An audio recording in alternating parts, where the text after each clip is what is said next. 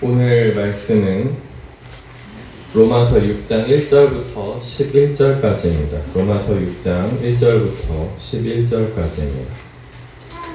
신약성경 246페이지에 있습니다. 다 찾으신 줄 알고 봉독해 드리도록 하겠습니다. 그런즉 우리가 무슨 말을 하리요? 은혜를 더하게 하려고 죄에 더하겠느냐? 그럴 수 없느니라. 죄에 대하여 죽은 우리가 어찌 그 가운데 더 살리요? 무릇 그리스도와 합하여 세례를 받은 우리는 그의 죽으심과 합하여 세례를 받은 줄을 알지 못하느냐?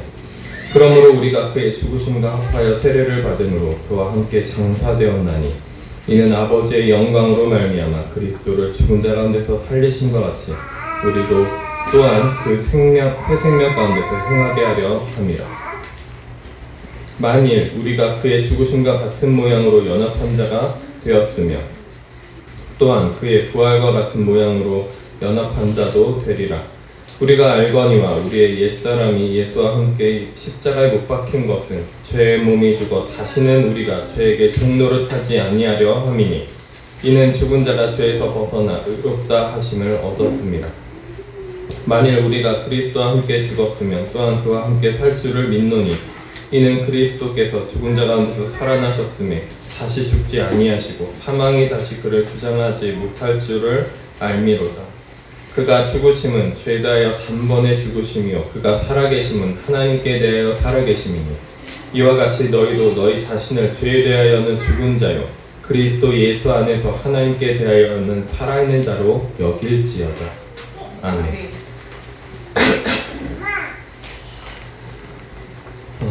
오늘 말씀은 오해하시는 분들이 생각보다 굉장히 많습니다. 이렇게 말씀을 처음부터 전할 수밖에 없는 것이 너무 오해하는 것이 많기 때문에 이렇게밖에 말을 시작을 못하겠습니다.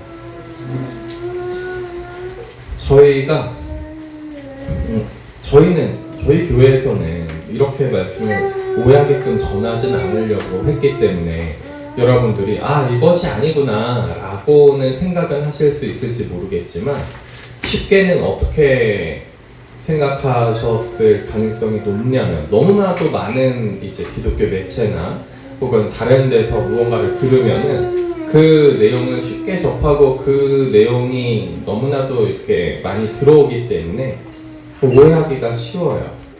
자, 어떻게 오해하기 쉽냐면 예수님이 다 죄를 해결하셨고 죽으시고 부활하셨고 우리는 믿음으로 그 죽음에 연합했고 그 부활에 연합을 했기 때문에 이미 예수님과 연합을 했고 그러니까 우리의 죄는 이미 다 해결되어서 이제는 우리가 그 다 해결된 죄로 인하여서 고통을 받을 필요가 없습니다.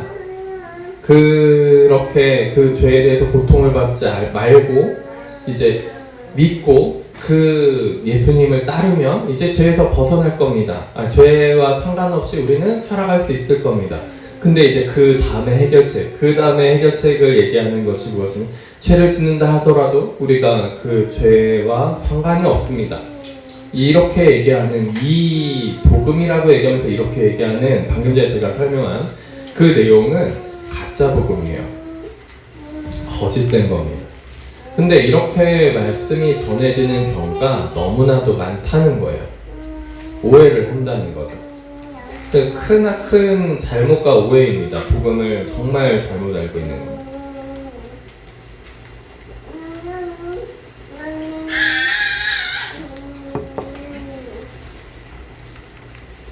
그러면 오늘 말씀에서는 뭐라고 말씀을 하시고 계시고 실은 다음 주 말씀까지 같이 곁들여서 이제 우리가 말씀을 보면 좋은데 그럼 본문이 또 너무 길어질 것 같아가지고 네, 여기서 자르긴 한 거예요. 여기서도 충분히 이 본문 안에서도 그 내용을 소화해낼 수 있기 때문에 여기서 딱 잘랐습니다. 우리가 계속 저희 앞에서 로마서를 쭉 보면서 오해하지 않게끔 말씀을 이해하실 수 있게끔 말씀을 계속 전했어요. 어떻게 오해하지 않게끔 하려고 말씀을 전했냐면, 믿음으로 구원을 받는 것인데, 믿음으로 구원 받는 것인데, 믿음도 우리에게서 있는 것이 아니고 하나님의 의로 말미암은 선물이고, 그리고 그 하나님의 의가 우리에게 임했을 때에는 이신칭이라고 하죠. 믿음으로 말미암아 하나 의롭게 칭함을 받는다. 그렇죠? 이신칭이라고 합니다. 그 하나님의 의를 받는 그것으로 말미암아 우리가 이제는 구원에 이르고 더 이상은 죄와는 상관없이 죄를 짓든 안 짓든, 그러니까 죄를 짓는 것에 대해서 죄책감을 갖는 것을 더 이상 가질 필요가 없습니다 라고 이야기하는 현재 수많은 교회들 혹은 잘못된 복음을 가지고 있는 그런 분들, 그런 내용들을 더 이상은 오해하지 않게끔 하려고 앞에서도 하나님의 의를 받으면 어떻게 된다고요? 하나님의 의를 받으면 우리가 변화를 받게 되어 있다. 성화를 시작하게 되어 있다. 거듭나서 성화가 시작하기 때문에 우리의 마음과 생각이 완전히 변하기 때문에 이제 죄를 미워하고 하나님을 사랑하고 죄에 대해서 더 이상은 이제 용납하지 않는, 죄를 용납하지 않으려고 하는 마음이 내 속에 생깁니다. 그리고 죄를 거부하고 만약에 내 속에 있는 그것을 발견하면 너무나도 괴로워하고, 그 다음에 하나님 앞에 그것을 해결하기 위해서 내가 혼자 몸부림치는 것이 아니라 하나님 앞에 가져가서 예수님의 그 보혈로 씻어달라고, 다시 은혜를 베풀어달라고 그렇게 하게 되어 있습니다 라고 이제 끊임없이 말씀을 드렸어요. 근데 우리가 흔히들 착각하는 그것이 무엇이죠?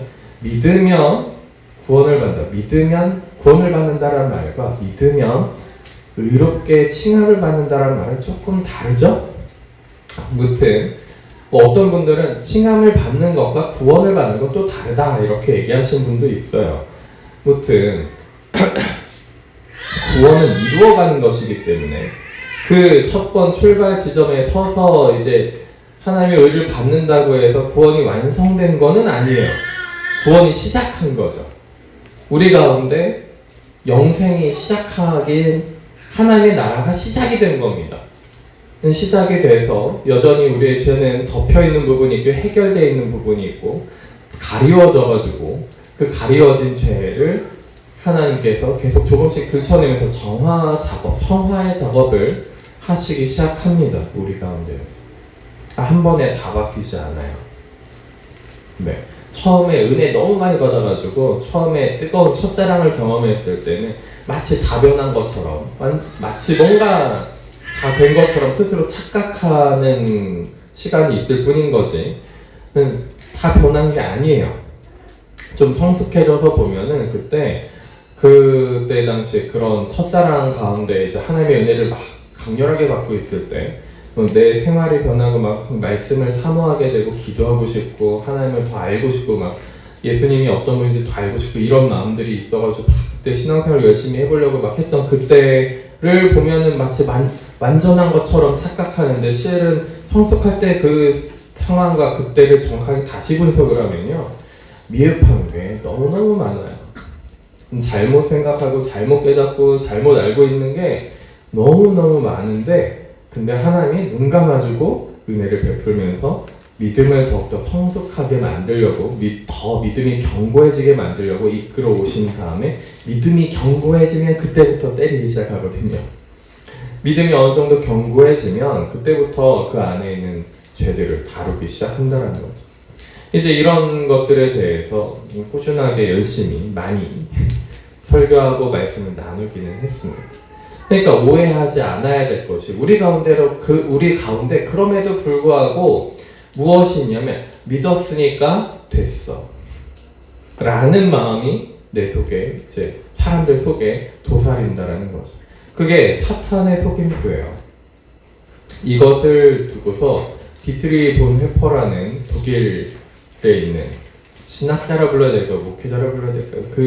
그 나를 따르라라는 책에서 뭐라고 했냐면 값싼 은혜, 라고 부릅니다.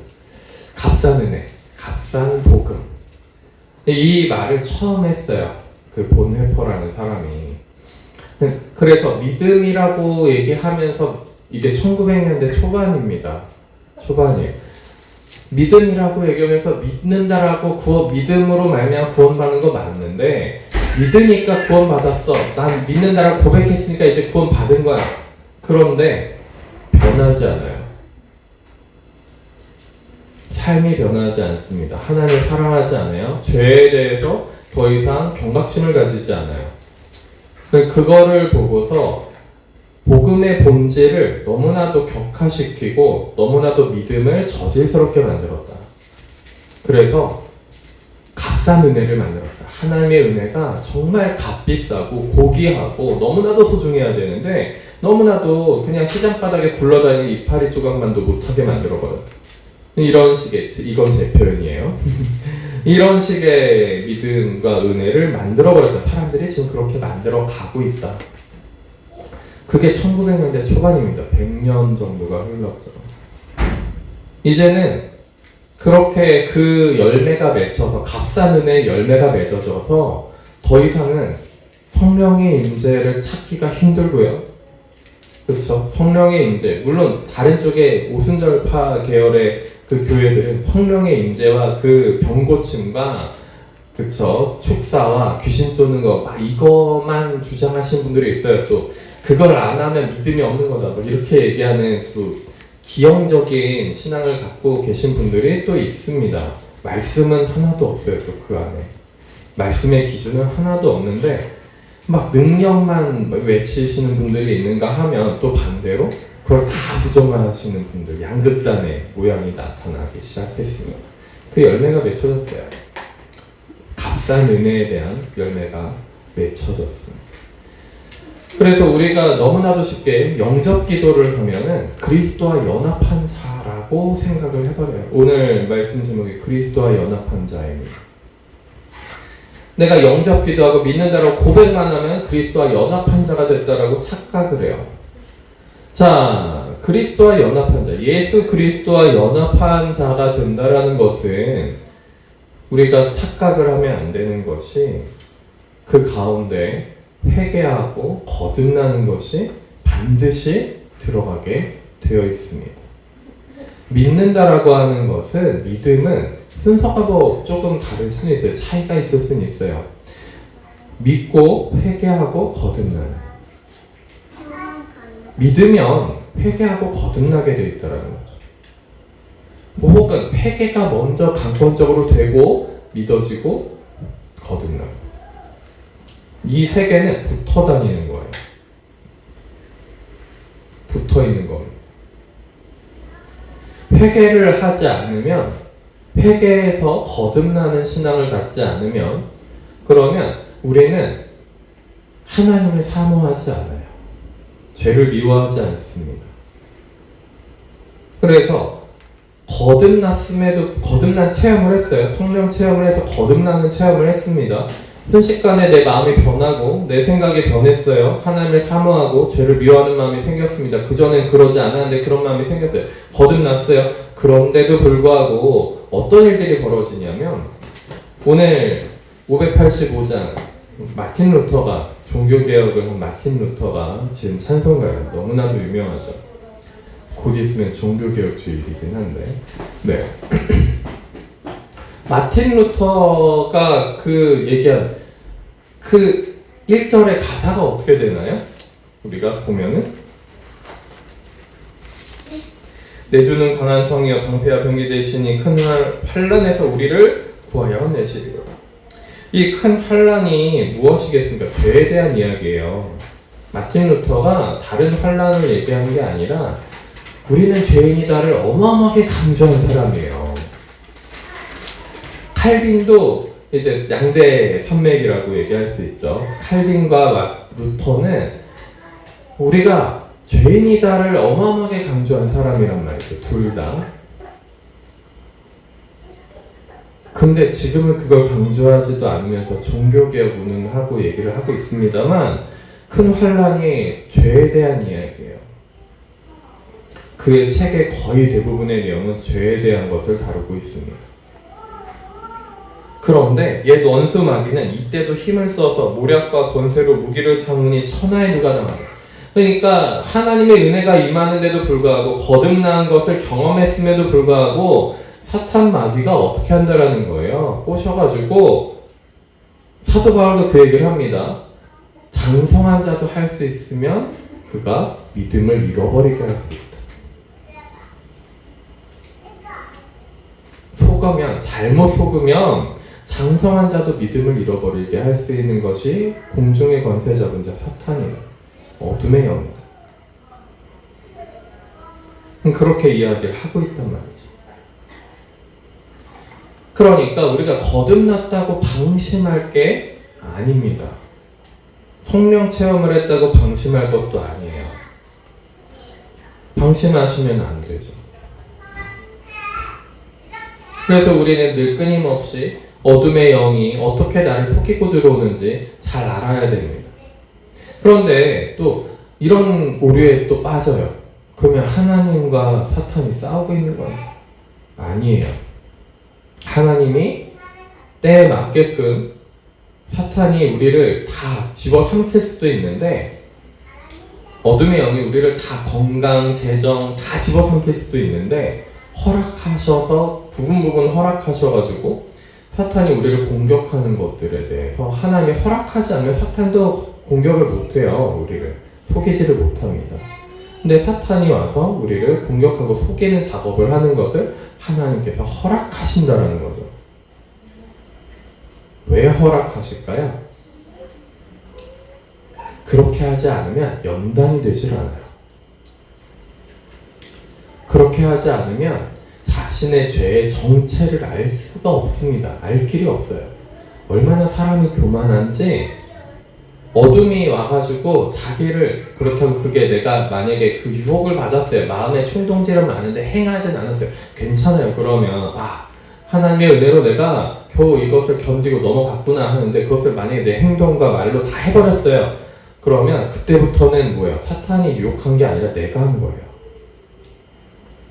내가 행한 내 죄가 되는 겁니다. 유혹한 자는 그 유혹한 것 뿐이에요. 그 다음에 행동은 내가 하는 거예요. 근데 우리는 또 어떻게 하는 거예요? 사탄 때문에, 환경 때문에 그래. 그럼 저 사람 때문에 그래. 이게 선악과 먹은 사람들의 특징입니다. 그죠? 핑계대는. 내가 잘못한 게 아니야. 내가 잘못하지 않았어. 내가 무언가 잘못한 게 아니라 환경 때문에 그렇고, 저 사람 때문에 그렇고, 부모 때문에 그렇고, 자녀 때문에 그렇고, 형제 자매 때문에 그렇고, 저 사람 때문에 그래. 이렇게 얘기를 한단 말이죠. 물론 세상에서 얕보이려고 막 내 약점을 다 드러낼 필요는 없어요. 그것은 정말 주의해야 됩니다. 하나님 앞에 그렇게 하시면 안 된다라는 거예요. 지금 말씀은. 우리가 믿음으로 구원을 받는다. 믿음으로 의를, 칭함을 받는다. 하나님의 의를 받는다. 이것이 곧 하나님과 예수 그리스도와 연합한 자가 된다라고 하는 것이 과연 무엇인지 우리가 분명하고 정확하게 짚고 넘어가고 정확하게 알아가야 될 것인데, 우리는 그것에 대해서 두리뭉실 그냥 대충 정리하고 그 다음에 뭐 하는 거예요? 믿었으니까 이제 끝났지. 그리고 그냥 죄 짓는 것에 무감각하고 험한 말을 하고 막 행동하고 막 생각하고 아무 마음이나 먹는 것에 대해서 무감각하다면 그가 예수 그리스도와 연합한 자가 맞겠습니까? 거듭난 경험을, 성령 체험을 했더라도 타락한 거예요. 다시 죄 가운데로 들어간 겁니다. 오늘 말씀을 다시 정확하게 그래서 같이 보겠습니다. 굉장히 중요한 거예요. 이것이 복음의 기초예요. 종교개혁자들 그 누구도 믿었으니까 이젠 죄와 상관없이 죄책감을 갖지 말고 죄를 지어도 괜찮다라고 얘기한 초창기 종교개혁자들은 없어요. 후기 종교개혁자들은 있습니다. 이게 문제예요. 후기로 오고 1600년대, 1700년대로 넘어오면 그런 사람들이 엄청나게 많아진다는 거죠. 죄를 짓는 것이 은혜입니다라고 얘기하는 사람들이 있다는 거예요. 죄를 지어도 괜찮습니까? 내가 하나님과의 관계가, 교제함이 분명하게 잘 되고 있는 사람이라면 죄를 지었을 때, 죄를 짓는다는 건 뭐예요? 지난주에 불순종, 조금만 불순종이라도 했을 경우에 하나님과의 관계가 끊어지고 단절되고 은혜가 더 이상 나에게 임재하지 않고 성령의 임재가 나를 떠난다라는 것을, 성령을 소멸시킨다라는 것을, 이건 데살로니가 후서에 나와 있는 말씀이죠. 데살로니가 전서죠. 전서에 나와 있는 말씀이죠. 사도 바울이 하는 말이에요. 성령이 소멸된다는 말을 말씀에도 있는데도 불구하고 어떤 사람들은 성령은 소멸될 수 없다 우리 가운데, 한 번 임하면 끝까지 가는 거다 이렇게 주장하는 사람들이 있다라는 거예요. 그런 분들이 성령의 임재가 뭔지, 성령이 영적 감각으로 영으로 하나님과 교제한다는 것을 아무것도 모르시는 분들이 태반이더라는 거죠. 그런 분들은. 그래서 우리가 주의하고 조심하셔야 돼요. 그런 말들을 듣는 것을, 그 가랑비에 옷 젖는다고 그런 말들을 조심하셔야 돼요. 잘 들으셔야 돼요. 주의 깊게 잘 들으셔야 돼요. 그래서 지난주 말씀 가운데 우리가 범죄를 5장 20절에 율법이 들어온 것은 범죄를 더하게 하려 함이라. 그러나 죄가 더한 것에 은혜가 더욱 넘쳤나니, 이렇게 이 말씀도 오해하지 않게끔 말씀을 지난주에도 전한 거예요. 근데 그 말씀을 들어서 뭐 하는 거예요? 죄 짓는 것이 유익하다. 그 구절만 떼가지고. 어떻게 죄 짓는 것이 유익하겠습니까? 하나님과의 관계가 다시 파괴됩니다. 단절이 돼요. 성령의 임재가 느껴지는 것 같습니까? 그래도 하나님이 용서하시고 싶으셔서 회개하라고 촉구하는 하나님의 임재일 뿐입니다. 근데 사람들은 착각하죠. 자기중심적으로 생각을 해요. 목적이 하나님이 아니고 하나님께 가는 것이 아니고 정결해져서 하나님과 더 연합된 자가 되는 것이 아니라 내 뜻과 내 계획과 내가 이루고자 하는 세상 욕심과 교만과 음란함을 이 땅에서 이루고자 하는 그것을 이루는데 목적이 있으니까 하나님의 뜻을 어떻게 하는 거예요? 완전히 왜곡해서 받아들이는 겁니다. 하늘의 것을 땅의 것으로 바꿔버리는 거예요. 그래서 하나님이 진정으로 한 사람과 하나님이 정말 계획한 그 뜻을 이루어가고 싶으신 경우에는 그 사람 가운데 있는 교만함과 그 사람 가운데 있는 음란함과 그 사람 가운데 있는 탐욕을요, 산산조각을 해서 부숴버리려고 하세요. 안 그러면 하나님이 진짜 원하시는 것이 무엇인지 말씀하시기가 너무 힘들기 때문에 그래요. 그래서 대체적으로 음성 들으신다, 환상을 본다, 이렇게 열리신 분들이 있죠. 영이 열렸다라고 하는 표현도 좀 웃겨요. 이게 영이 열린 것도 아닙니다. 자, 그런데 영이 열려서 그런 게 보였다 이렇게 얘기하시는 분들이 있죠. 그런 분들은 그것을 하나님이 처음에 어떤 말씀을 해주신단 말이에요. 너의 인생 가운데 그 너를 부른 것은 이런 목적 때문이다. 이렇게 너를 불렀다. 너는 내 딸이다, 내 아들이다. 그래서 이 일을 이뤘으면 좋겠다. 이런 말씀을 하시기도 한단 말이죠. 그런데 그 말씀을 하셨을 때 그 말씀이 실은 되게 1차원적인 해석을 했을 경우에는 자기의 육적인 해석으로 넘어가서 다르게 하나님이 원하시는 방향이 아닌 자기의 멋대로 해석을 해가지고 다른 방향으로 가는 경우가 너무나도 많다라는 겁니다. 너무나도 많아요. 그래서 하나님이 말씀하셨어요. 뭔가 A라는 것을, 예를 들어서 A라는 것을 말씀하셨어요. 그때는 너무 어린아이 같은 영적 상태와 믿음의 상태이기 때문에 A라는 것의 진정한 뜻이 그 가운데 B라는 것이 이제 숨어있는 경우들이 있거든요. 그래서 B를 당장 말씀하지 못하시고 A를 말씀을 하신단 말이에요. 그런데 이제 A와 B가 연결은 돼 있어요. 연결은 되어 있는데 A만 붙잡고 그것만 이루려고 막 동분서주하고 막 다른 사람들한테 A를 강요하는 상태가 되는 경우가 많다라는 거예요. 내가 성숙해지면은 내가 믿음이 성숙해지고 영적으로 좀 더 성숙해지면 그때서야 그 말이 이제 내면적으로 본질적으로 B라는 내용을 말했던 거야 라고 하시는 경우들이 많다라는 겁니다.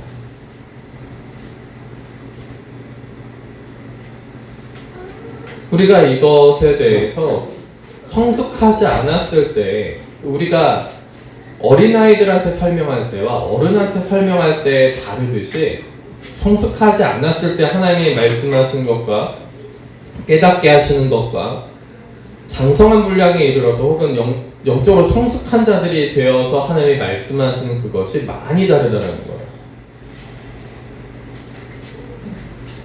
우리 애기들이 여기도 애기들이 뛰어다니고 소리 지르지만 애기들이 나 과학자 될 거야, 대통령 될 거야 그러면은 그걸 두고서 뭐라고 말씀하시죠? 안 된다라고 하시는 분은 없을 거예요. 물론 정말 대문자티신 부모님은 너 그거 할 수가 없어. 하면 고생하고 더 공부 열심히 해야 되는데 막 이렇게 설명할 수 있을지도 모르겠습니다만 요즘은 뭐 7세 고시 막 이렇게 해가지고 막 7살 전부터 5살 때부터 막 어마어마하게 공부를 시키고 막 그렇게 하는 내용이긴 한데 그렇게 한 친구들한테는 초등학교 저학년 때 난 대통령 될 거야 그러면 현실성 없는 놈아 막 이러면서 막 그렇게 얘기할 수 있을지 모르겠어요 요즘 시대에는. 그런데 어린아이들한테는 그것에 대해서 그렇게까지 얘기하지 않습니다 보통은. 그죠? 그런데 그 아이가 이제 컸어요. 나름대로 생각할 수 있고 그 다음에 사리분별을 할 수 있고 사회를 좀 분석할 수 있고 기본 소양이 갖춰졌습니다. 그러면은 그 아이가 만약에 그때도 나는 대통령이 될 거야 라고 얘기한다면은 거기에 대해서는 더 구체적으로 얘기할 수 있겠죠. 너 그게 뭘 하고 어떻게 해야 되는 건지 아니? 그죠? 고등학교 1, 2학년, 뭐 2, 3학년 고등학교 2, 3학년 되는데 난 대통령이 될 거야 그러면 그때는 분명하게 더 얘기할 수 있을 겁니다. 예전처럼 그래 너 그거 할 수 있어 한번 해보자 라고 간단하게 얘기하기보다는 그때는 분명하게 제대로 얘기를 할 수 있겠죠. 이런 얘기를 하다 보니까 예전에 과외하던 학생이 고3인데 이런 얘기를 한 적이 있어요. 너는 뭘 하고 싶니? 뭐 어떤 직업을 갖고 싶니? 그랬더니 공무원이 되고 싶다는 거예요. 그래서 왜 공무원이 되고 싶니? 그랬더니 자기는 공무원이 돼서 그 비밀 조직에 들어가가지고 암투를 막 이제 국가를 위해서 막 암투를 하는 그런 비밀 요원이 돼가지고 막 그런 거를 하고 싶다니. 그럼 그게 그렇게 해서 공무원이 돼서 되는 게 아닐 텐데. 자 그러면 뭘 보고서 그런 거를 생각했니? 그랬더니 그 당시에 이제 7급 공무원이라는 영화 때문에 그 영화 보고서 자기도 그렇게 되고 싶다. 고3이 그런 거는 좀 심각하죠. 그죠? 근데 그때 그런 것에 대해서 분명하게 다 얘기를 해줬습니다. 그게 아니다. 그건 영화다. 우리가 성숙해지고 나이를 먹어가면은 이제 생각하는 것도 바뀌고 받아들이는 정보도 다르게 받아들이기 시작합니다. 근데 우리가 시간이 지나면 좀 영적으로 성숙해지고 장성한 길로 좀 가야 될 것인데 우리가 그러지 않고 계속 그 제자리를 맴돌듯이 계속 그 자리를 맴도는 그것도 정말 심각한 문제죠. 심각한 문제입니다. 자, 그것들을 우리가 좀 더 생각해야 되는 것이 무엇이냐면 어둠의 세력들이 우리를 속이고 들어오고 그죠? 연단을 받고 이것이 무엇인지 분명하게 알아야 되는 거예요. 연단받는 것이 무엇인지 분명하게 알아야 될 것이고 예수님의 죽으심의 그 모양대로 5절이에요. 만약 우리가 그의 죽으심과 같은 모양으로 연합한 자가 되었으면 그 모양대로 같이 연합한 자가 되는 거예요. 그냥 믿음으로 연합한 자가 되는 것이 아니라 그 모양대로 연합한 자가 된다라고 성경에 쓰여있는데도 불구하고 말씀은 그렇게 얘기하고 있는데도 불구하고 그냥 믿음으로 우리는 연합했다라고 착각하고 있는 거예요. 그 모양으로 연합한 자가 되는 그 모양대로 똑같은 모양대로 연합한 자가 되는 거예요. 죄 때문에 우리가 시달림을 받게 되어 있습니다. 그 죄로 말미암아 우리가 십자가에 달려야 돼요. 자기 십자가에 달려야 돼요. 내 죄 때문에 내가 고통스러워야 되고 내가 힘들어야 되고 내가 그 죄로 말미암아 막 시달려야 된단 말이죠. 자기 십자가를 져야 돼요. 근데 그것 때문에 우리가 지옥에 가지는 않는다라는 거예요. 그 죄 때문에 시달리는 그것으로 말미암아 뭐예요? 그 죄에 시달리는 것을 주님 앞에 드리면 되니까요. 무튼 약간 얘기가 새긴 했지만 그 연단을 받는 그 가운데 우리가 들어가야 된다라는 하나님의 인도하심과 그것이 다 있습니다. 그렇죠? 연단을 받고요. 죄를 그냥 간단하게 보고 이거 그냥 믿었으니까 끝났어. 죄 지어도 괜찮아. 또 용서해 주실 건데 이따위의 말을 하니까 우리가 은혜가 사라지는 거예요. 하나님과의 관계가 소멸되는 거죠. 성령이 소멸되는 거예요. 분명하게 우리가 알아야 될 것을 정확하게 복음에 대해서 배워야 됩니다. 배우시고 깨달으시고 그리고 하나님이 연단하시고 그 길을 인도하시는 것에 대해서 우리가 분명하게 인식하고 있다면 우리가 더 이상 속지 않을 수는 있어요. 사탄이 와가지고 이렇게 우리를 막 정죄하고 그 다음에 힘들게 괴롭히고 어렵게 만들고 하는 그것이 실은 하나님이 허락하신 거다. 왜냐하면 그 사탄의 유혹과 그 사탄이 하는 그 모든 방해 공작과 그 여러 가지 탐심과 교만함과 음란함과 시기 질투와 식탐과 또 뭐예요? 분노와 막 이런 것들에 대해서 넘어가는 사탄의 유혹을 넘어가야 하나님이 진짜 주실 수 있는 그 정말 정수 같은 것을 그때서야 주실 수 있다라는 거예요.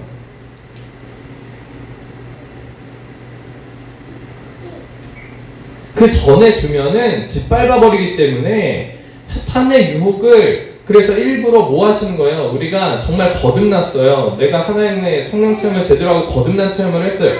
그러면 성령께서 우리를 광야로 내몰아가지고 사탄한테 시험을 받게 한단 말이죠. 일부러 유혹을 받게 하신다라는 거예요. 그러면 그 유혹을 받을 때마다 죄를 짓는다고요? 어떤 분은 또 그렇게 얘기하더라고요. 뭐라고 얘기하냐면 그렇게 유혹을 받아서 많이 넘어지고 그 죄를 짓지만 그러면서 점점 더 이제 자책하고 죄책감이 좀 그런 것들이 사라지는 것 같아. 이젠 좀 이게 하나님의 은혜인 것 같아 라는 식으로 얘기하는 분도 있어요. 근데 그것은 정말 잘못된 겁니다. 자책감이 사라지는 것으로 끝나는 것이 아니라 그 죄가 더 이상 나의 주인이 되지 않는다라는 거예요. 그 뜻이 무엇입니까? 죄의 종노릇하지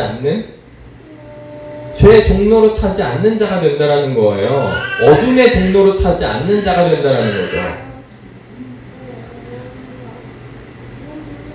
예수 그리스도와 연합했다라고 하는 것은 그 죽으심의 그 모양대로 연합하고 그 부활하심의 그 모양대로 연합한 자가 됐다라는 것은 더 이상 죄의 종노릇하지 않는다라는 겁니다. 나의 주인이 죄가 아니라는 거예요.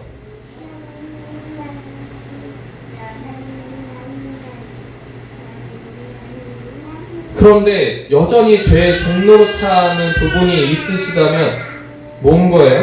예수 그리스도와 지금 완전히 연합한 길로 들어간 것이 아니라는 거죠.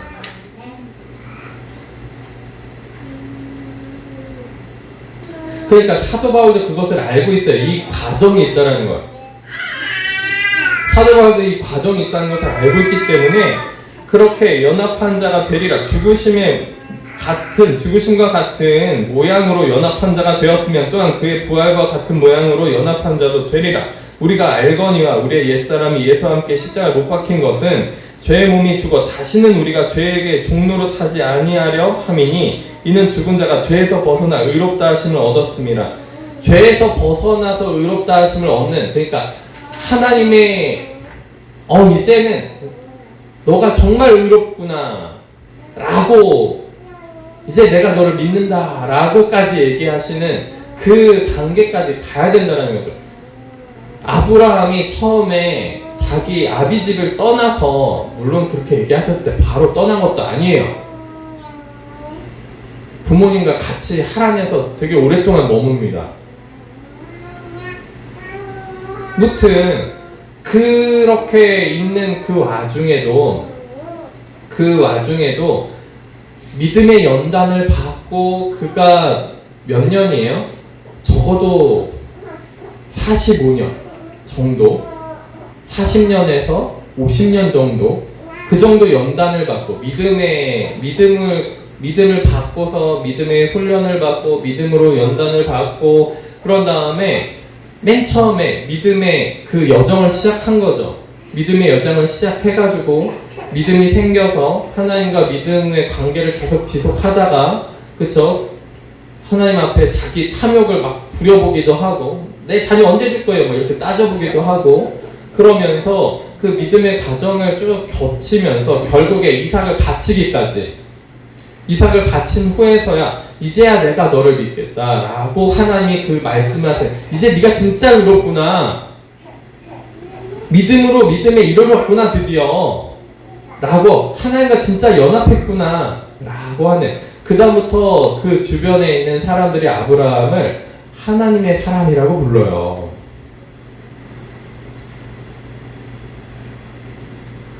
그렇게 되기까지, 그죠?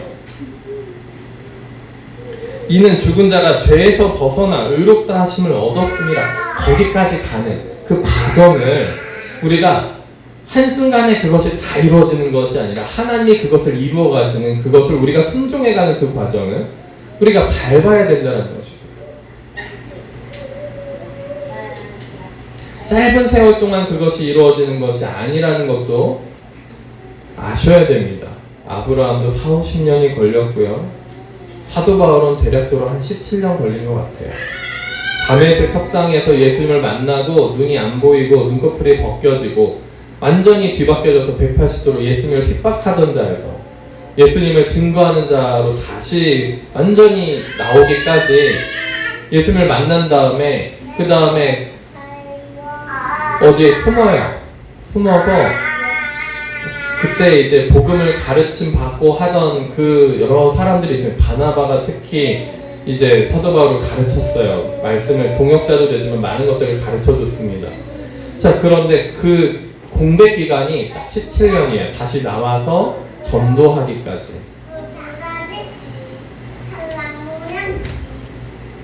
뭐 17년 정도, 빠르면 17년, 오래 걸리면 40-50년, 물론 평생 걸쳐서 전혀 안 되시는 분들도 있는지도 모르겠어요.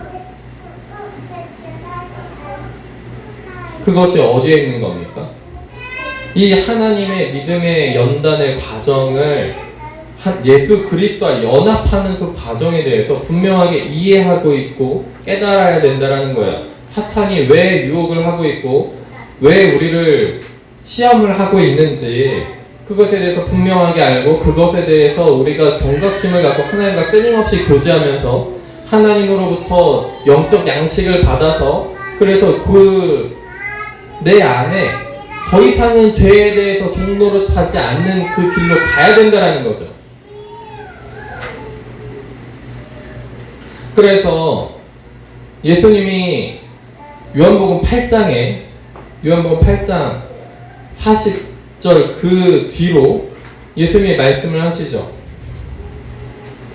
진리가 너희를 자유롭게 하리라. 그런데 그 진리가 너희를 자유롭게 하리라는 그 말씀 앞에 무엇이 있습니까?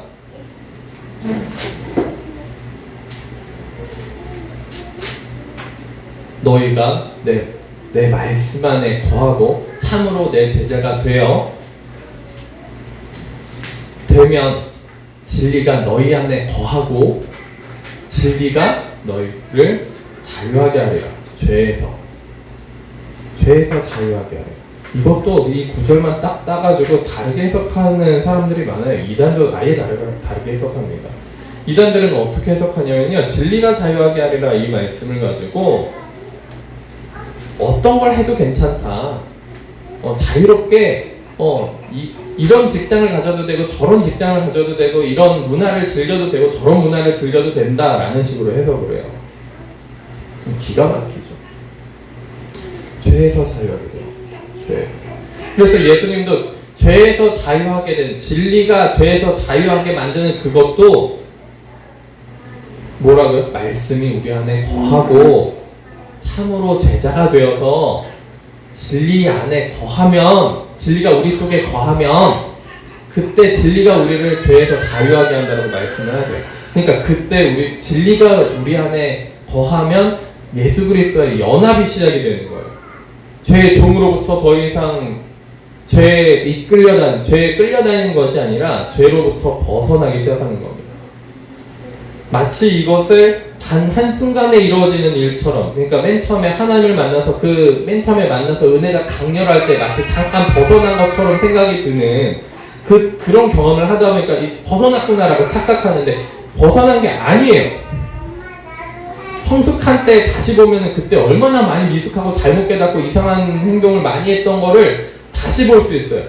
제가 고등학교 2학년 이제 올라가면서 하나님 만났다고 말씀을 드렸죠. 정말 뜨거운 불을 받아가지고 막 펑펑 회개를 하고 4-5시간 회개를 하고 하나님 이제 믿습니다. 그랬더니 이제 네가 나를 믿느냐? 제가 이제 믿습니다. 근데 총신대를 가라. 그래서 총신대를 가게 된 계기가 거기에 있긴 했죠.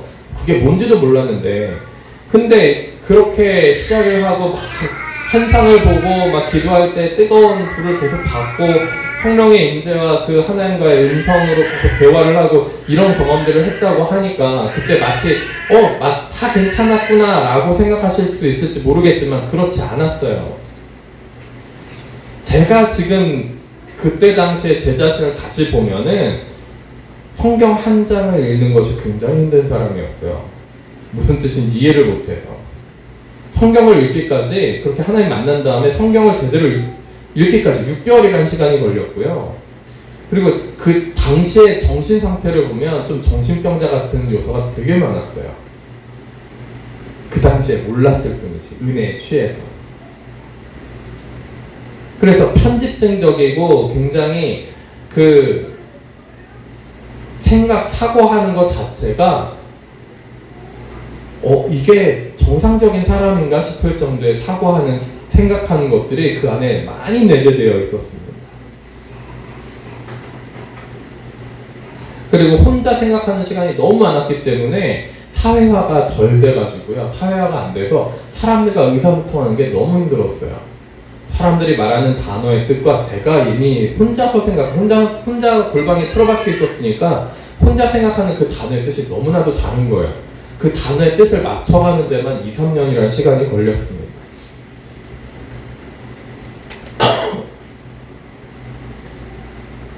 불이 떨어졌다고요? 처음부터 그게 완벽하게 이게 다 되는 게 아니에요.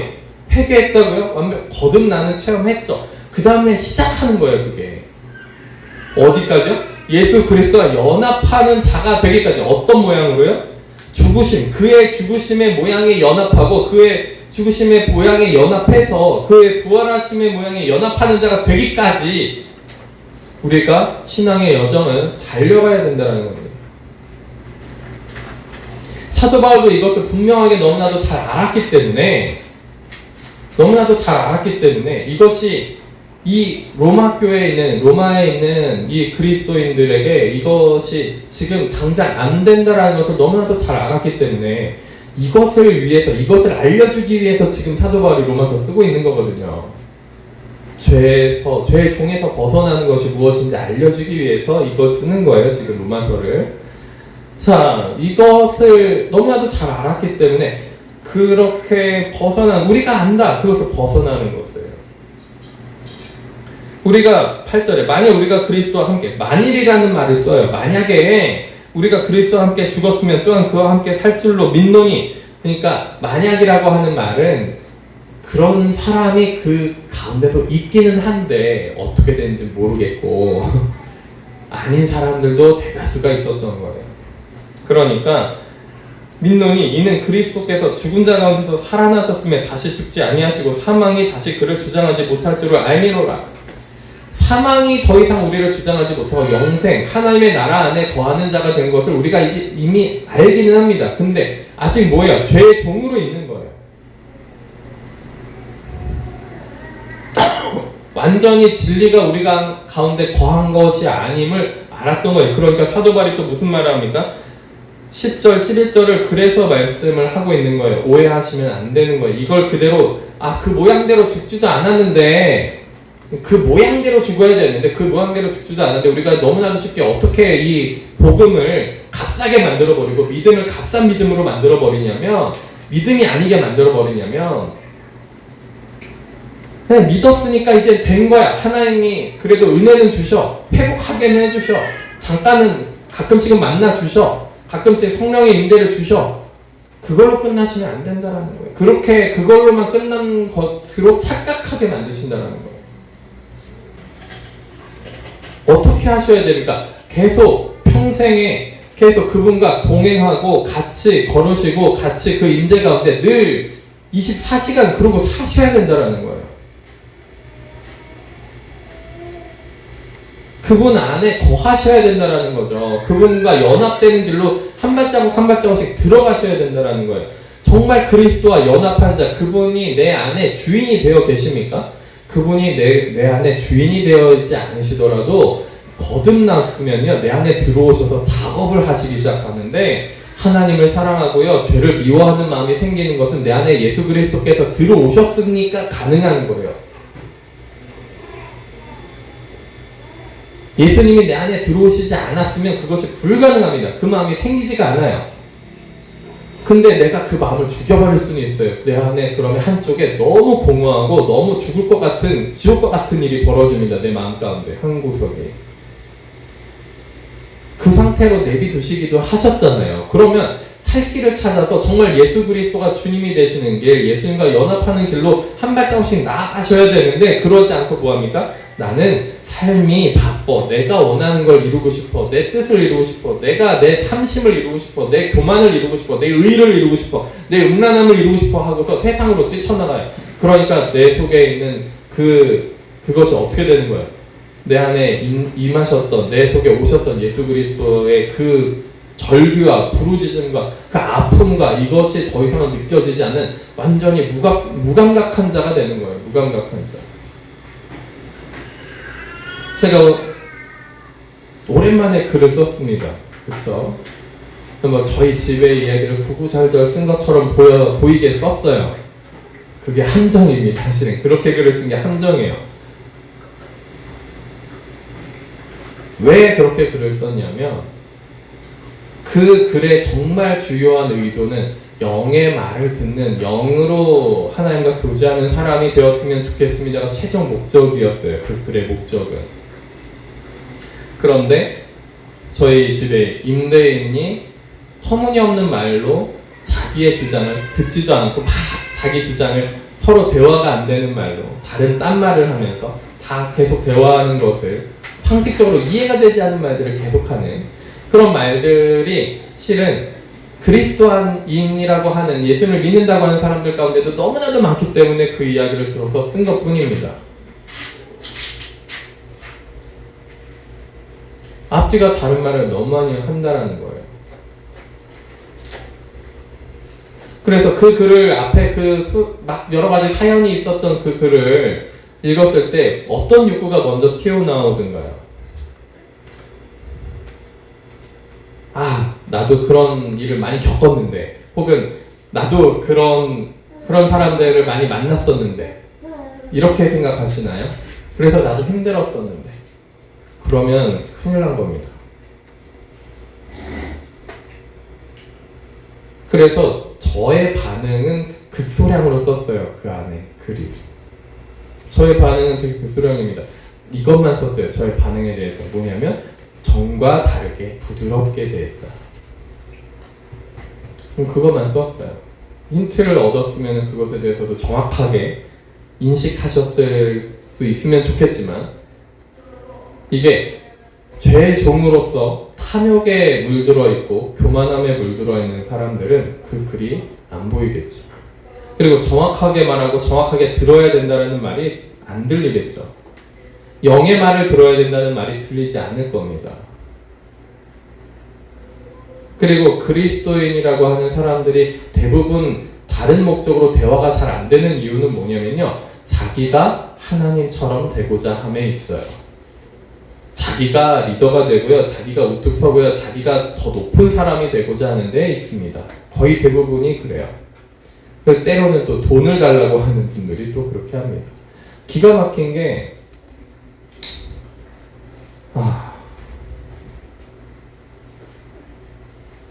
이런 얘기를 들었어요. 슬프게도 목사들이라고 하는데 어떤 목사님들이라고 얘기하지는 않겠습니다. 근데 목사님들이 그래요. 근데 그렇게 담임 목사인데 나름대로 어느 정도의 큰 교회 담임 목사인데 부목사를 그렇게 괴롭히더래요. 그래서 너무너무 심각하게 힘들게 막 말도 안 되는 걸로 괴롭혀가지고 왜 그럴까. 근데 나중에 이제 그 교회 사임하고 다시 뭔가 이야기를 하게 돼서 알게 된 것이 그 목사가 그러더라고요. 그렇게 눈치가 없냐고 돈 달라는 거예요. 무슨 얘기를 하는 건지 모르겠어요. 그죠? 그 글을 이거를 해결해달라는 글로 보셨다면 심각한 겁니다. 이 문제를 해결해주세요. 그게 아니에요.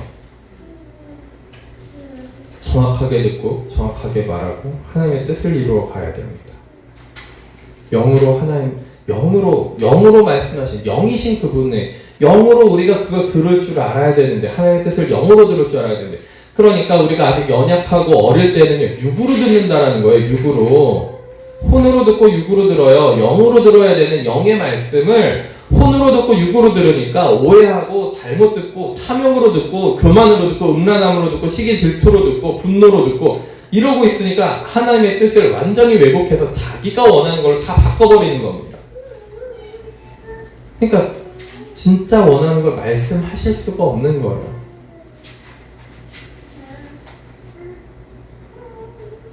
그것부터 작업을 하셔야 되는 거죠.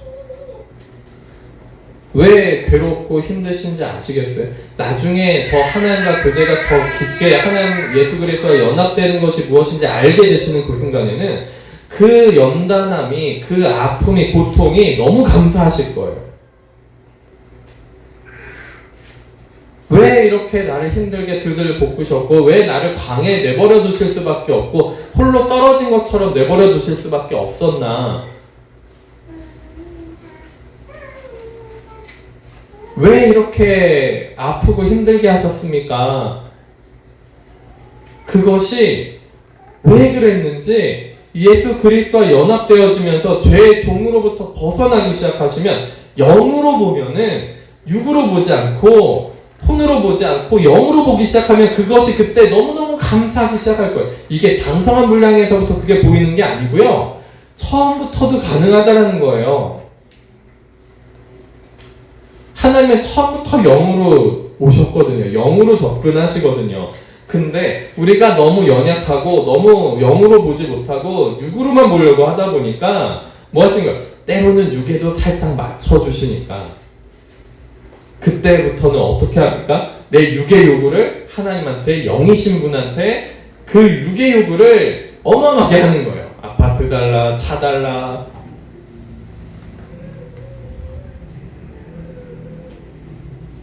그래서 제가 쓴 글을 육적으로 보면은 딴말하게 되어 있습니다. 다른 반응을 하게 되어 있어요. 영으로 보셨다면 이렇게까지 이해를 하셨을까요? 제가 방금 말씀드린 대로. 그래서 10절, 11절에 그래서 사도 바울이 이야기를 하는 겁니다. 그가 죽으심은 죄에 대하여 단번에 죽으시며 다시 죽으실 필요가 없는 뜻이에요. 그가 살아계시면 하나님께 대하여 살아계심이니 하나님께로 살아나는 것이 우리도 그렇게 된다라는 뜻입니다. 단번에 끝난다는 얘기가 아니에요. 이게 그분이 단번에 끝내신 거지 우리는 단번에 안 끝나요. 그분은 원래 죄가 없으셨던 분이고 우리는 머리부터 발끝까지 100%짜리 어둠인 존재였는데 다만 일정 부분 맨 처음에 거듭나면서 일정 부분 새롭게 하시고 가려놓으신 부분이 더 많다라는 거죠. 시편 32편 1, 2절을 좀 보셨으면 좋겠어요. 제가 가리워진 자는 복이 있다. 그것을 사도 바울이 로마서에서도 인용을 했죠. 앞에서 인용했습니다. 우리가 그것을 강해를 통해서 이미 얘기하고 왔습니다. 11절에 이와 같이 너희도 너희 자신을 죄에 대하여는 죽은 자요 그리스도 예수 안에서 하나님께 대하여는 살아있는 자로 여길지어다. 아직 안 됐으니까, 아직 되지 않았으니까 된 게 아니다. 그 믿음의 여정을 거쳐야 된다. 그 광야 길을 걸어야 된다. 사단의 시험과 그 고통과 고난, 환난을 겪어야 된다. 근데 아직 미흡하지만, 부족하지만 이와 같이 너희도 죄에 대하여는 죽은 자요 그리스도 예수 안에서 하나님께 대하여는 살아있는 자로 여길지어다.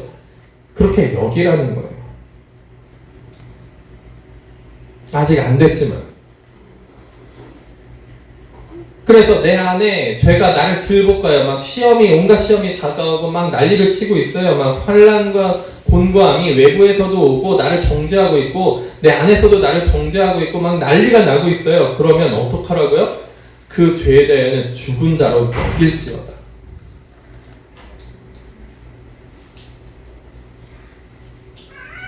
우리의 목표는 어디니까요? 예수 그리스도와 연합하는 데 있기 때문에 그분과 같은 모양으로 죽고 그분과 같은 모양으로 부활하는 그 연합하는 자의 목표가 있기 때문에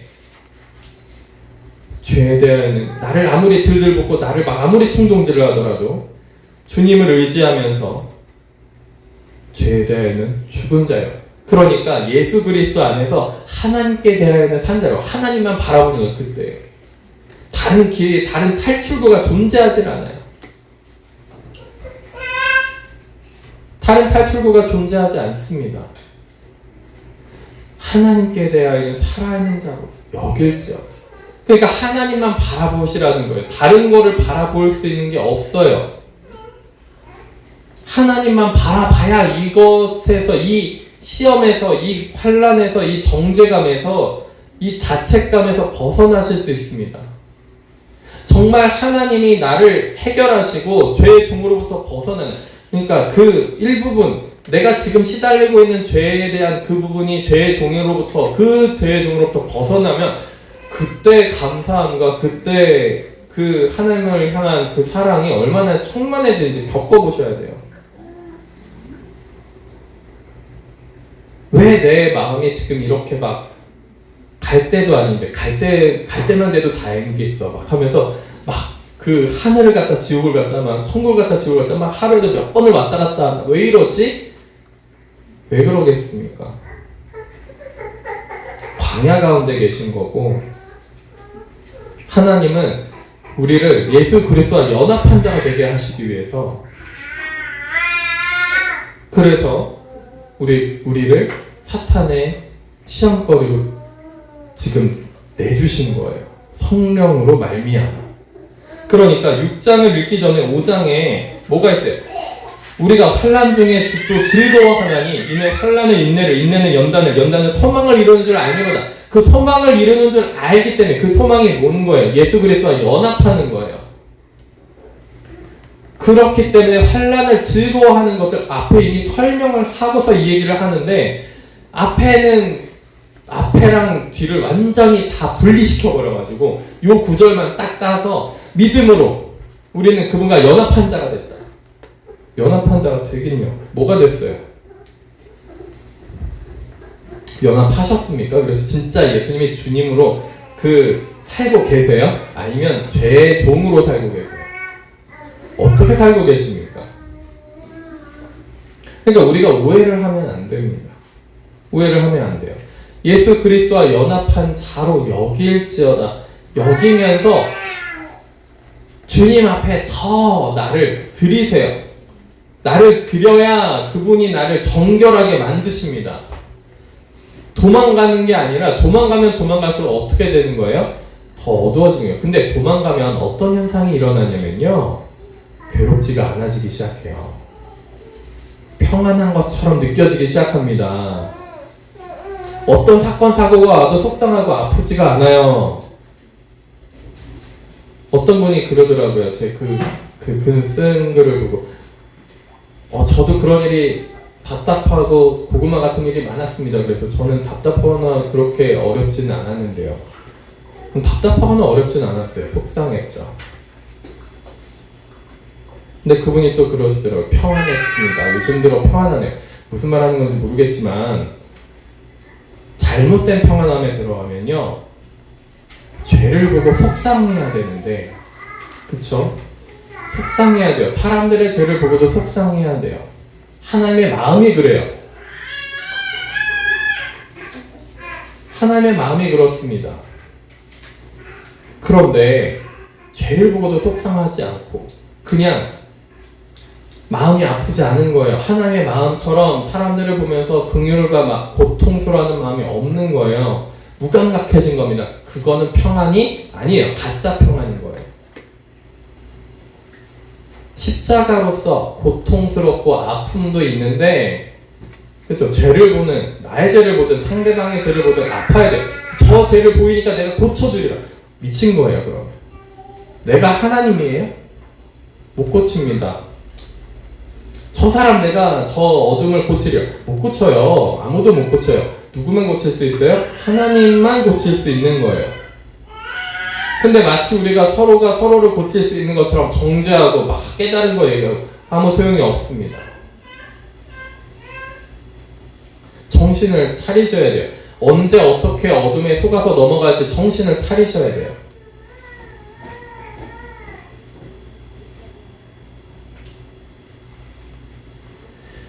그렇게 죄에 대하여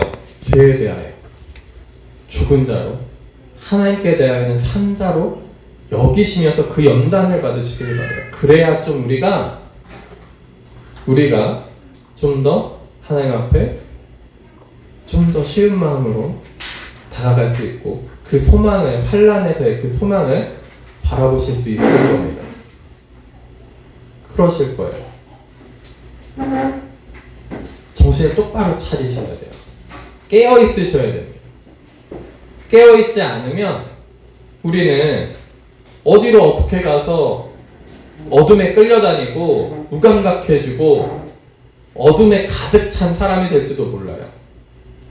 인정받기만을 쫓아다니면서 사람들한테 나 믿음이 있어요, 나 이런 것도 봤어요, 이런 은사가 있어요, 이런 것도 깨달았어요, 막 그러면서 인정받기 원하는 말들로 막 사람들을 얘기하는 그것이 오히려 나도 죽이고 사람들도 죽인다는 것을 아셔야 돼요. 그럼 조심하셔야 됩니다. 다른 사람들의 죄가 보인다고 어떻게든 막, 저도 치기 어릴 때 다른 사람들의 죄가 보이니까, 다른 사람들의 죄가 보니까 저거 어떻게 좀 도와줘야겠어 막 그러고 가가지고 막 얘기하고 막 같이 기도하고 별의별 생수를 다 해봤는데 그게 뭐 한 거였어요? 내 속에 있는 들보는 안 보고, 그 깨달은 거를 내 속에 있는 들보 깨달으라고 하나님이 주신 은혜를 들보는 안 보고 사람들의 티만 보고 가가지고 어떻게든 고쳐봐야지 막 그러고 가르치려고 막 그러고 막 난리를 치면서 돌아다닌 적이 한 1-2년이 있습니다. 1-2년이 있어요. 어찌나 그냥 다 관계가 다 파괴돼요. 한 관계도 남아있는 관계가 없습니다. 다 파괴되고 서로 상처 입고 관계가 다 단절됐어요. 막 그 사람들도 내가 보이는 게 있는데, 뭐 저도 은사를 받은 게 많다 보니까 보이는 게 있는데 이거를 얘기하면 안 될 것 같아 라고 얘기를 막 오늘 띄웁니다. 자, 그러면 나는 괜찮아, 예수님 앞에 가는 건데 다 얘기해줘도 괜찮아. 근데 얘기하잖아요, 바로 단절이에요. 뭐 볼 것도 없어요. 나는 괜찮아, 나 회개하고 싶어, 나에 대해서 알려줘. 근데 바로 얘기하면요, 바로 관계 다 단절돼요. 그 말 믿지 마셔야 된다, 그런 말들도. 근데 또 왜 그래서 우리가 육으로 본다는 거예요. 육으로, 영으로 보지 않고 하나님이 원하시는 때에 하나님이 인도하시는 길 안에서 그것을 보는 것이, 하나님을 바라보는 것이 아니라 나를 보고 상대방을 보고 하나님 보지 않고 죄를 보고 딴 거 보고 있다는 거예요. 사탄을 보고 있고 어둠을 보고 있고 딴 걸 보고 있습니다. 그러니까 우리는 분명하게 보셔야 되는 게 있어요. 예수 그리스도와 연합한 자가 되는 것이 우리의 첫 번째 1차적인 목표예요. 연합된 다음에 또 그 다음 길이 또 있습니다. 연합한 자가 되는 그 죄의 종으로부터 완전히 벗어나는 그 길로 달려가는, 그것을 가르치기 위해서 로마서를 쓴 거예요, 사도 바울이. 그 길로 달려가기 위한 우리의 경주가 있어야 될 것이고요.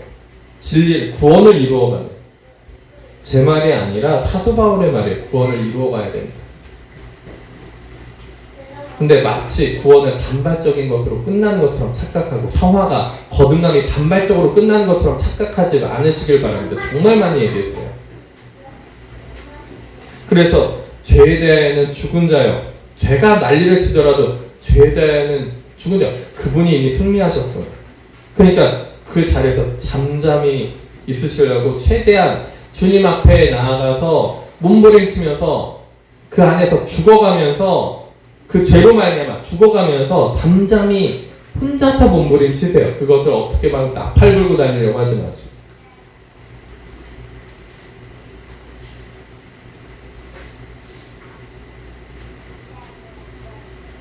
그때 그렇게 인내하고 기다릴 때 뭐라고요? 환난 중에 즐거니, 환난의 인내를 먼저 거기서 성령의 열매로 배우는 거예요. 성령께서 도우십니다. 인내하고 기다리세요. 그러면 연단이 되면서 그것이 이루어지는 것이 무엇인지, 하나님의 뜻, 그 소망이 이루어지는, 그리스도와 연합하는, 영으로서 하나님의 뜻을 받아들이고 영으로 영적 감각이 깨어나서 주님과 함께하는 것이 무엇인지 그때 배우기 시작하실 겁니다. 그렇게 인내하고 연단받는 것을 한 번도 제대로 해보지도 않고 그 도망다니니까 어떻게 되는 거예요? 어둠 가운데로 도망가가지고 거짓 평안 가운데 무감각해진, 죄에 대해서 더 이상 속상해하지 않고, 어둠에 대해서도 전혀 무감각하고, 어둠이 임하는데 어둠이 임한 건지도 모르고 오히려 하나님의 뜻이라고 착각하고, 하나님 앞에 더 가까이 가면 가까이 갈수록 내 조그만 티끌마저도 더 크게, 더 큰 어둠으로 보여서 내가 더 큰 죄인이구나 이렇게 고백하게 되는데, 어둠으로 더 막 도망다니니까, 연단받는 거, 그 환난을 도망다니니까 어떻게 되는 거예요? 거짓 평안으로 가는 거예요. 무감각해지는 겁니다. 더 이상 죄를 지어도 죄에 대해서 별로 감각이 없는 거예요. 심각해지는 겁니다, 이게. 그러면 그렇게 간 사람이 구원의 길에 있다고 얘기할 수 있겠습니까? 믿음이 있다라고 얘기할 수 있겠습니까? 믿는 자는 그럼에도 불구하고 그 소망을 바라보고 하나님 앞에 나아가는 자들이 믿음이 있는 자들인 거예요.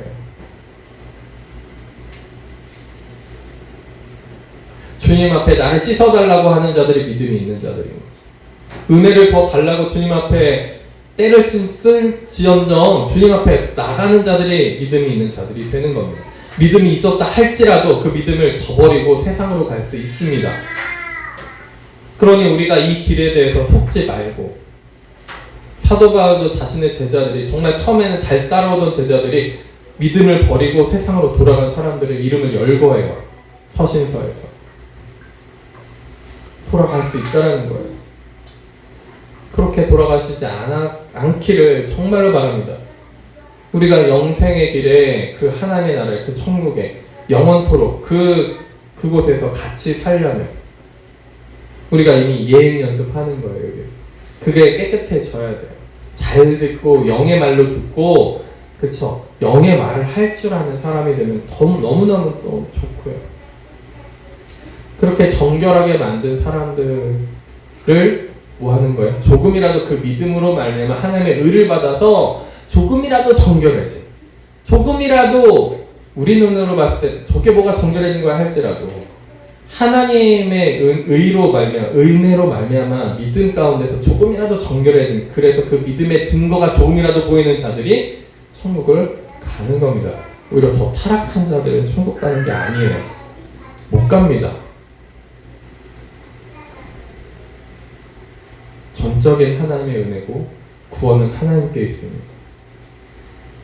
이 말도요, 육으로 받으면요, 앞뒤가 다른 말을 왜 하고 있지? 라고 얘기를 해요. 우리가 영으로 사는 것이 무엇인지 더 알아가시길. 그래서 죄에 대하여는 죽은 자요, 하나님께 대하여는, 예수 그리스도 안에서 하나님께 대하여는 산 자로 여기면서 그 연단을 받으시기를 예수 그리스도 이름으로 축복하고 축원합니다. 기도하시겠습니다. 하나님 아버지 감사합니다. 주님의 은혜를 구합니다. 아버지의 사랑을 구합니다. 저희가 연약하여서 너무나도 쉽게나 속고 이중 삼중의 덫을 모르고 주님 앞에 더 자기의 의를 자랑하는지도 모르겠습니다. 그러나 이 모든 것을 하나님의 빛으로 비추셔서 저희들을 깨닫게 하시고 회개하게 하시고 주님 앞에 연단을 받음으로 인내를 배우고 연단되어져서 환난 가운데서 연단되어져서 드디어 주님께서 그토록 원하시던 그 소망이 그리스도와 연합하는, 예수 그리스도와 연합하는 것이 우리 가운데 하나씩 이루어져서 죄의 종으로부터 벗어나고 진리가 우리 가운데 거하는, 그런 은혜만 거하는 것이 아니라 진리가 우리 가운데 거하는 자들이 되기를 정말로 소망하오니 주님 오셔서 저희들을 가르치시고 연단하시고 새롭게 변화시켜 주시옵소서. 어둠에 더 이상 속지 않도록 저희들에게 빛을 비춰주시사 도망가지 않는 자들이 되게 하시고 순종하는 자들이 되게 하여 주시옵소서. 주님만을 바라봅니다. 하나님만을 바라봅니다. 예수 그리스도를 우리의 주님으로 받아들입니다. 주님 오셔서 주님께서 주관하시고 다스려 주시옵소서. 그때에서야 우리 가운데 주님의 은혜가, 주님의 사랑이 꽃피우고 말씀이 꽃피우고 열매를 내는 줄 믿사오니 주님 함께 하시고 인도하여 주시옵소서. 광야 가운데서 사탄에게 시험받는 그 길 가운데서도 우리를 도우사 더 그 시험에 그냥 넘어가는 것이 아니라 시험을 승리하고 주님으로 말미암아 믿음으로 말미암아 승리하고 주님 앞에 더욱더 한 발자국 나아가는 저희들 될 수 있도록 함께하여 주시옵소서. 주님 더 이상 오해하고 속는 일이 없도록 주님 함께하여 주시옵소서. 저희들의 모든 것이 아버지의 것임을 고백합니다. 저희들의 시간, 재정, 의지, 저희들의 마음, 생각 주님의 것임을 고백합니다. 이 모든 것을 주님 앞에 드립니다. 주님이 다스려 주시고 저희가 승리하는 삶을 살 수 있도록 함께하여 주시옵소서. 감사합니다. 예수 그리스도의 이름으로 기도드립니다. 아멘.